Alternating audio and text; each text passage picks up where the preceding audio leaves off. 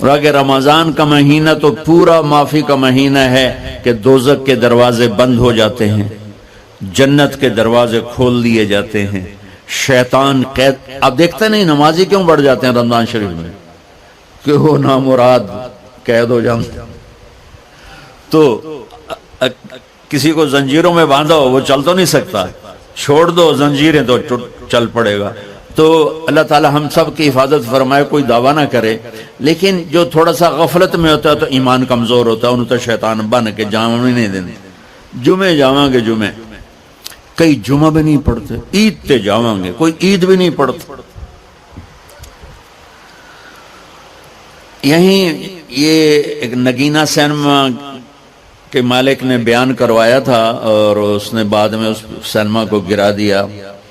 آج کل وہ کینیڈا میں ہوتا ہے. تو وہ سینمے کا جو تھا نا مینیجر، وہ میرے پاس آیا، کہا مولانا آج میں پہلی نماز پڑھی ہے. وہاں ہم نے مغرب کی نماز پڑھی، اس کے بعد بیان ہوا. بیان کے بعد وہ اتنا ہنگامہ ہوا کہ رش بہت تھا تو وہاں نماز پڑھی نہیں جا سکے. ہم نے کہنے لگا میں چل رہا تھا میرے ساتھ ساتھ، مولانا آج میں پہلی نماز پڑھی. میں نے کہا کیا مطلب؟ کہا جی یہی کہ آج زندگی دی پہلی نماز پڑھی. ہوگا راؤنڈ اباؤٹ 40-45 سال کا. میں کہا پہلی نماز؟ ہاں جی پہلی نماز. جمعہ پڑھے؟ نہیں کدی نہیں. عید؟ نہیں کدی نہیں. آج پہلی نماز توڑے پیچھے پڑھی ہے. شیطان جب قید ہوتا ہے تو زنجیریں کھل جاتی ہیں تو نمازی بڑھنا شروع ہو جاتے ہیں. اس کے بعد جو گھٹتے ہیں نا تو شیطان کی وجہ سے نہیں، اپنی عادت اور سستی کی وجہ سے. پہلے 2-3 دن بڑا جوش ہوندہ ہے، پھر اس کے بعد گھٹتے ادھے کو پھر نکل جاندے ہیں، ادھے رہ جاندے ہیں. تو تراویح میں پہلے پوری مسجد بھرے گی، پھر ایک صف جائے گی، پھر دوسری جائے گی، پھر تیسری جائے گی. تو بھائیو یہ رمضان آ رہا ہے، دیکھو میں ہاتھ جوڑتا ہوں، نماز 5 وقت سارا سال فرض ہے، لیکن روزے کی برکت سے کیا ہوتا ہے؟ شیطان قید ہو جاتا ہے تو وہ سارے بھاگے آ رہے ہوتے ہیں. اللہ سے مانگ لو اس رمضان میں کہ یا اللہ ایسی توفیق دے کہ موت تک نماز نہ چھوٹ.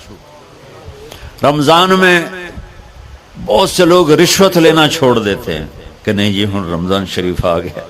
رمضان شریف بھی تو آیا ہے لیکن اصل میں شیطان قید ہوا ہے تو اب کہہ رہے نہیں ہن رشوت نہیں لینی، مہینے بعد لواں گے. ڈنڈی مارنے والا کہتا ہے نہیں صحیح تولنا ہے، پھر رمضان تو بعد کٹھی کسر کر لواں گے. وہ کیا وجہ ہے پیچھے؟ ایک تو رمضان کی برکات ہیں اور ایک شیطان کا قید ہونا ہے اور ایک جنت کے دروازوں کا کھل جانا، دوزخ کے دروازوں کا بند ہونا، اللہ کے عرش کا پہلے آسمان پہ مستقل ڈیرا ڈال دینا اور پھر اعلان کرنا ہے کوئی بخشش آنے والا ہے، کوئی معافی مانگنے والا ہے، کوئی توبہ کرنے والا ہے، کوئی جنت مانگنے والا ہے، کوئی دنیا مانگنے والا، آؤ مانگو. اور ایک فرشتہ اعلان کرتا ہے اے بھلائی کے چاہنے والے شاباش آگے بڑھ، اور دوسرا فرشتہ اعلان کرتا ہے اے برائی کے کرنے والے بس کر اور واپس آ جا، بس کر اور واپس آ جا. رمضان کا مطلب ہے جل جانا، رمضان کے لفظ کا مطلب ہے جل جانا. جلنے کا مطلب کیوں ہے اس میں؟ کہ رمضان میں اللہ سارے گناہوں سے اپنے بندوں کو پاک کر دیتا ہے اور ان کے گناہوں کو جلا دیتا ہے، جس سے وہ پاک ہو کر سونا آگ میں جل کے خالص ہو کے باہر آتا ہے. روزہ رکھنے والا بھوک کی آگ میں جل کے خالص ہو کے باہر آ جاتا ہے، اللہ اس کے سارے گناہ معاف فرماتا ہے. دھیان نال سنیں جی، سب سے اعلیٰ درجے کا مسلمان، میرے نبی کا جواب، جو سارا دن مصلی پہ بیٹھا رہے، جو ہر سال حج عمرہ کرے، جو مسجد سے نہ نکلے، جو رات کو قرآن پڑھے، دن میں روزے رکھے. نہیں، سنو غور سے سنو، من سلم المسلمون لسانہ ویدہ، سب سے اعلیٰ درجے کا مسلمان فیصلہ بات کا وہ ہے جو اپنے مسلمانوں کو تکلیف نہ پہنچائے، جو ہاتھ اور زبان سے کسی کو تکلیف نہ پہنچائے، وہ سب سے اعلیٰ درجے کا مسلمان ہے. سبحان اللہ، کیا بات. میرے نبی سے ایک صحابی نے پوچھا یا رسول اللہ، ہمارے محلے میں ایک خاتون رہتی ہے، رات کو تہجد پڑھتی ہے، دن میں روزے رکھتی ہے، پر اس کی زبان بہت سخت ہے، بہت بےزتی کرتی۔ اب نے کہا جہنم میں جائے گی۔ کہا جی ایک خاتون ہے جو نہ نفلی روزہ، لیکن اس کی زبان کا بول بڑا میٹھا ہے، کہا وہ جنت میں جائے گی۔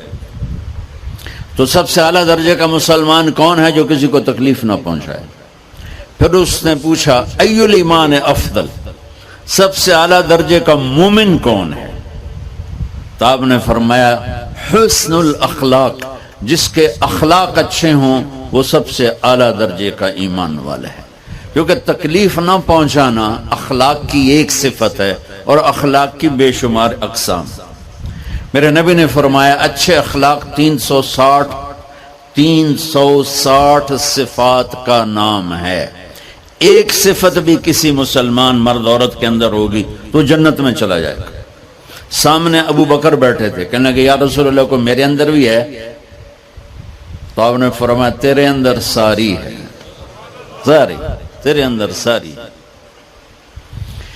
تو ابتدا بھی بتا دی، انتہا بھی بتا دی، اور عبادت بھی مسلمان کو اخلاق تک پہنچاتی ہے۔ اب سنو قرآن سے، اللہ تعالیٰ انسان کسے کہتا ہے؟ ایمان والوں کو۔ ان الذین کفروا من اہل الکتاب والمشرکین فی نار جہنم خالدین فیہا اولئک ہم شر البریہ۔ سب سے بدترین مخلوق وہ ہے جو اللہ کو نہ مانے، جو اللہ کے دین کو نہ مانے۔ آپ نے کہا وہ سب سے بدترین مخلوق۔ تو لا الہ الا اللہ محمد رسول اللہ ہمیں انسانیت میں داخل کرتا ہے۔ انسان ہے ہی وہ جو لا الہ الا اللہ محمد رسول اللہ کا کلمہ پڑھتا ہو میرے رب کے نزدیک۔ نماز کیا ہے؟ نماز کیا ہے؟ بول بھائی۔ ہاں، میرا اللہ کہتا ہے ان الصلاۃ تنہا، اب آئی نہیں چل رہا،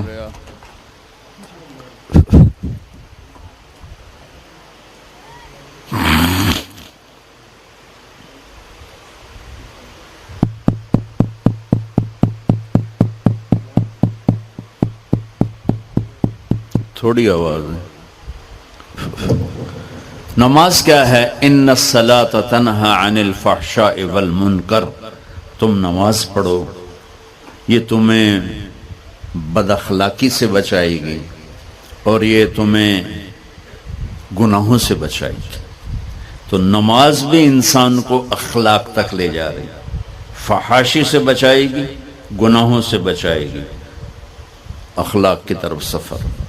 روزہ آ رہا ہے، روزہ کس لیے ہے؟ کتب علیکم الصیام کما کتب علی الذین من قبلکم لعلکم تتقون، تم پر روزہ فرض کیا ہے جس سے پہلوں پہ کیا تھا تاکہ تم تقوی والے بن جاؤ۔ تقوی والے کون ہیں؟ وسارعوا الی مغفرۃ من ربکم وجنۃ عرضها السماوات والارض اعدت للمتقین، کہ میرے بندو دوڑو جنت کی طرف جو تقوی والوں کے لیے۔ متقی کون ان دن تقوی والے یا اللہ کا؟ الذین ينفقون فی السراء والضراء، کا جو میرے نام پہ سخاوت کرتے ہیں، چاہے تنگ دست ہوں چاہے پیسے والے ہوں، چاہے تھوڑا مال ہوئے چاہے زیادہ مال ہوئے، وہ میرے نام پہ خرچ کر دیں۔ الکاظمین الغیظ، جو غصے کو پی جاتے ہیں، والعافین عن الناس، اور جو لوگوں کو معاف کر دیتے ہیں۔ اللہ تعالیٰ کہہ رہا ہے یہ تقوی والے ہیں۔ تو روزہ بھی اخلاق پہ لے جا رہا ہے۔ فمن فرض فیہن الحج فلا رفث ولا فسوق ولا جدال، میرے رب نے کہا حج کا ارادہ کر لیا ہے تو زبان کی گندی، زبان کا گندا لہجہ اور زبان کے گندے بول سے بچو، لڑائی سے بچو، گناہوں سے بچو۔ تو حج بھی میٹھے بول پہ لا رہا ہے، لڑائی سے بچنے پہ لا رہا ہے، نافرمانی سے بچنے پہ لا رہا ہے۔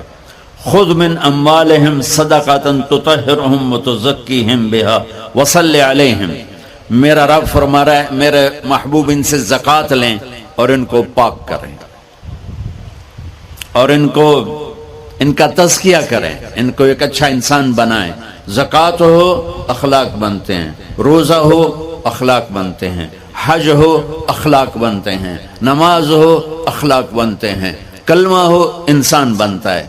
یہ اتنا زور کیوں دیا ہے اخلاق پر کہ میرے بھائیو، اچھا معاشرہ جو وجود میں آتا ہے وہ ایک دوسرے کو معاف کرنے سے وجود میں آتا ہے۔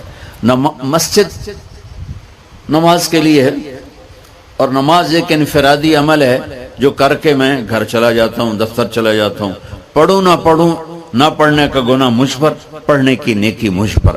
لیکن اگر میرے اخلاق برے ہیں، روزہ میری چیز ہے، رکھوں اجر، نہیں رکھوں پکڑ، زکوٰۃ دے دوں اجر نہ دوں پکڑ، حج کر لوں اجر نہ کروں پکڑ۔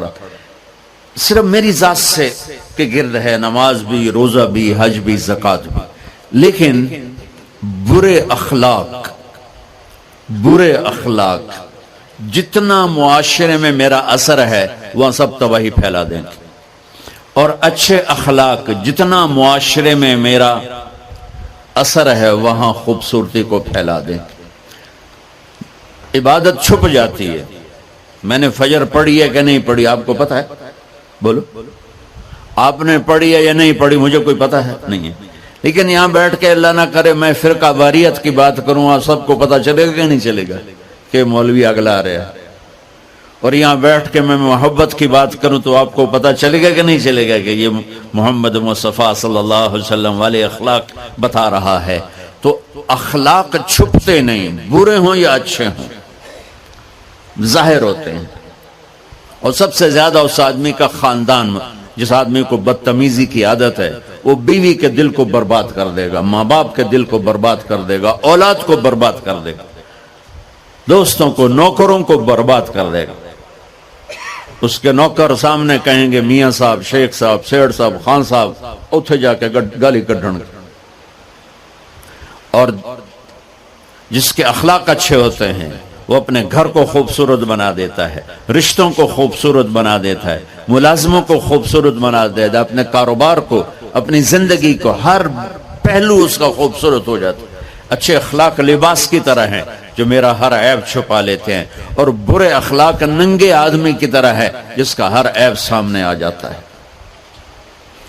اور اللہ کی رحمت اتنی طاقتور ہے کہ میرا رب فرماتا ہے، یہ تو میں نے 5 غلطیاں بتائی ہیں، لیکن میرا رب فرماتا ہے میرا بندہ میں تجھے عمر بھی دیتا ہوں، طاقت بھی دیتا ہوں، تو اتنے گناہ کر کے زمین فیصل آباد کی سے اٹھا کر آسمان کی چھت کو لگا دے، سوری دنیا گناہ گار ہو جائے نا تو آسمان کیا چاند تک بھی گناہ نہیں جا سکتے۔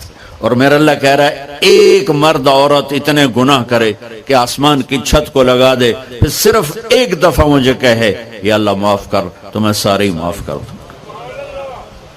تو بھائیو یہ رات بھی معافی مانگنے کی ہے۔ تو میرے عزیز اور رمضان شریف آ رہا ہے، اپنے دل کو کینہ سے صاف کرو، بغض سے صاف کرو، نفرت سے صاف کرو، کسی سے لڑے ہوئے ہو اللہ کے واسطے صلح کر لو۔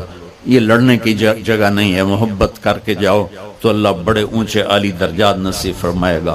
اور اللہ تعالیٰ موقع دے تو رمضان میں ایک 3 دن تبلیغ میں اللہ کے راستے میں ضرور لگا لینا۔ تو سارے بھائی نیت کرتے ہو؟ سنتیں پڑھ۔ اللہ نے زکوٰۃ فرض کی ہے تو زکوٰۃ نکالو۔ اب تو اتنے حالات ہیں کہ متوسط طبقہ بھی زکوٰۃ کا مستحق ہے، اپنے زکوٰۃ سے بڑھ کے نکالو، کیونکہ زکوٰۃ دینے والا بخیلوں سے تو نکل جاتا ہے لیکن سخیوں میں داخلہ اس سے اوپر کرے گا تو ہوتا ہے۔ 2,500 دے دیا نا 1 لاکھ میں سے تو باپ پہ بخیل کا لیبل نہیں لگے گا، لیکن سخی کا بھی نہیں لگے گا۔ اوپر 54 خرچ کر دو تو ایک سٹیپ آپ آ جائیں گے۔ سخی بن کے زندگی گزارو، لوگوں پہ خرچ کرنے کا مزہ بہت ہے، جوڑنے کے مزے سے زیادہ لگانے کا مزہ ہے۔ تو رمضان آ رہا ہے، خرچ کریں، زکوٰۃ سے بڑھ کر دیں، انتہائی ضرورت مند ہیں ہمارے لوگ۔ ابھی تو وہ جو سیلاب سے جو گھر گرے تھے ابھی تو وہ ہی نہیں بنے، کتنے ہزاروں لوگ بے گھر